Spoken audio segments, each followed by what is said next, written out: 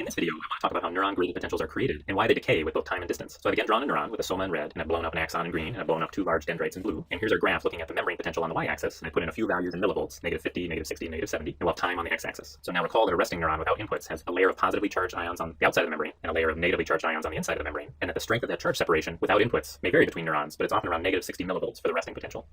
And recall that neurons have a threshold potential that's often around -50 millivolts, so that if the membrane potential at the trigger zone passes the threshold potential, an action potential may be fired down the axon. And recall that with inputs, the resting potential of neurons may be moved by small, brief potential changes that we call graded potentials that may move the membrane potential closer to zero, which we call a depolarization or an excitatory potential, or which may move the membrane potential away from zero and farther away from threshold, which we call a hyperpolarization or an inhibitory potential. Now, to understand how these graded potentials occur, I need to introduce a new type of ion channel, which I've drawn here, and these are neurotransmitter receptors. Neurotransmitter receptors are found at synapses, where the axon terminal of another neuron, where neurotransmitter molecules are released into the synapse, and they bind to these neurotransmitter receptors. Many neurotransmitter receptors are a type of ligand-gated ion channel, which means that unlike the leak channels that we talked about before, which are always open, these channels are gated. They're closed most of the time until their ligand, which in this case is a neurotransmitter, binds to the receptor. And then the ion channel opens and ions may pass across the membrane through the channel. The graded potentials that are produced depends on which types of ions are allowed to pass, because some of these allow only one type of ion to pass, while others allow multiple types of ions to pass. It also depends on how many channels are opened, which depends on the amount of neurotransmitter released into the synapse, and it depends on how long the channels stay open, which depends on how long neurotransmitter stays in the synapse to continue binding to the neurotransmitter receptor. If a channel opens that is selective for only one type of ion, the membrane permeability for that ion is increased, which causes the potential of the membrane around the channel to move toward the equilibrium potential of that ion. And recall that an equilibrium potential is the membrane potential at which a certain ion will have balanced electrical and diffusion forces, so that even if there are open channels, there's no net movement of that ion. If the channel is a sodium channel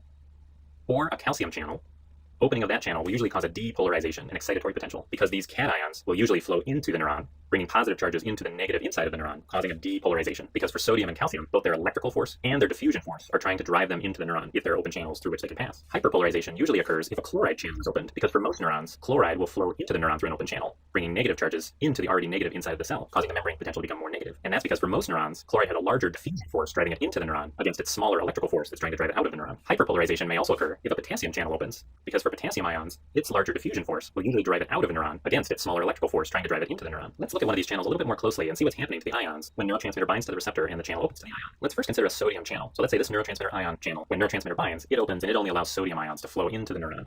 Now, as these sodium ions are flowing through this open channel, there will be an increased concentration of sodium in a small area right around the channel. And as these positive charges are building up on the inside of the membrane around the channel, that's depolarizing this part of the membrane. So let me actually write that. So this piece of the membrane then, what we're going to see is that the membrane potential starts to move to a less negative value.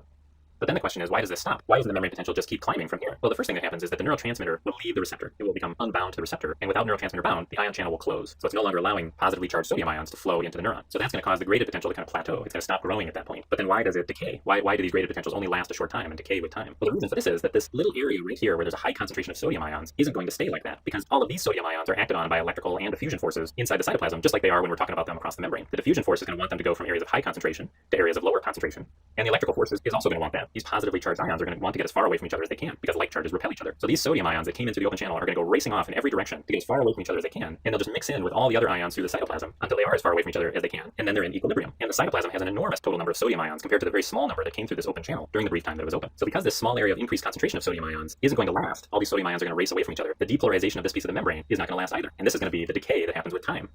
That piece of membrane is just going to go right back to the resting potential once all these sodium ions spread out and equilibrate through the rest of the cytoplasm. Imagine this as a small hemisphere of increased sodium concentration on the inside of the membrane centered on the open channel. This hemisphere rapidly expands in all directions away from the channel on the inside of the membrane, weakening as it expands, and as these sodium ions are getting farther away from each other until it eventually fades away entirely as the sodium equilibrates with the sodium in the rest of the cytoplasm. As this little hemisphere of increased sodium ion concentration expands away from the channel, weakening as it expands, a wave of depolarization starts spreading across the membrane away from the open channel. And that wave of depolarization is also weakening as it spreads. So that right here, it might be a certain size. If we look at this piece of membrane, maybe it's about that size. But as it's kind of spreading across the membrane, if we check in with it a little farther away, it has weakened, it has decayed. And as it continues spreading along the membrane and these sodium ions are spreading farther and farther apart, the depolarization gets smaller and smaller, so that the graded potential degrades with distance, just like it degrades with time. So this is the way the graded potentials degrade with time and degrade with distance, so that their effects are only additive if they occur close enough together in time and in space.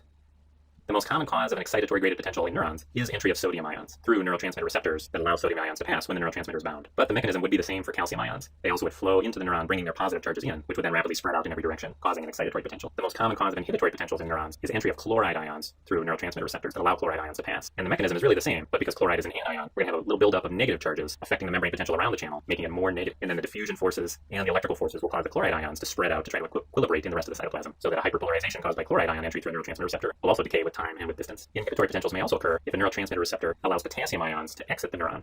The mechanism of this is really the same as well, but now we have a collection of positive charges around the open channel on the outside of the membrane. So that makes the positive outside even more positive, which is the same thing as saying that the inside of the membrane is more negative, so you get a hyperpolarization. And then this little area of increased potassium ion concentration will rapidly dissipate out, but in this case it's dissipating into the interstitial fluid outside of the neuron as opposed to the cytoplasm inside the neuron.